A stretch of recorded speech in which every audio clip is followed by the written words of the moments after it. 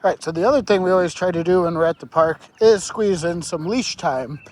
You know, the first handful of times I go to the park, it's usually no leash, let them do what they want.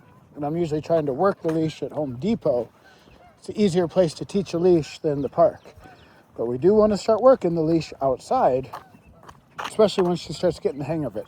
But it's the same rules of the leash that we do at Home Depot. Always on my left side, always turning away. I use as much food as I need to. And if there's pressure on the leash, I always walk away from it. 4 rules of the leash.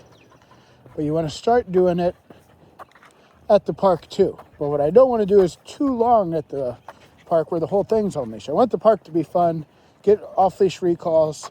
This is where we start laying the foundation of you want to be by me. Where it's like, oh, we can let you off leash, and she chooses to be by me. But then we get little windows of, well, now we work on leash.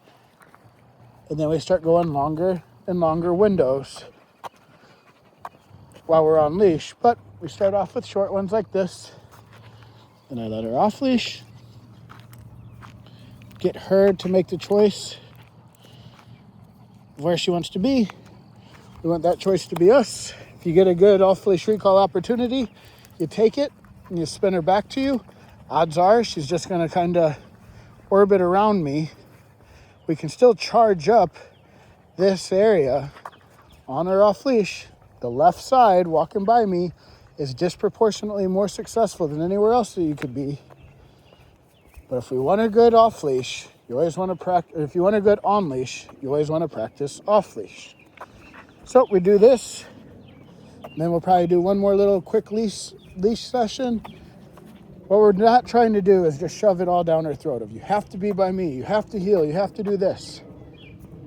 It's quick little windows of what we want out of her.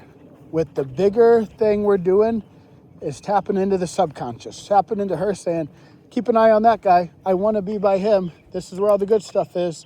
Get the dog to develop the strategy. This is disproportionately more successful than everything else.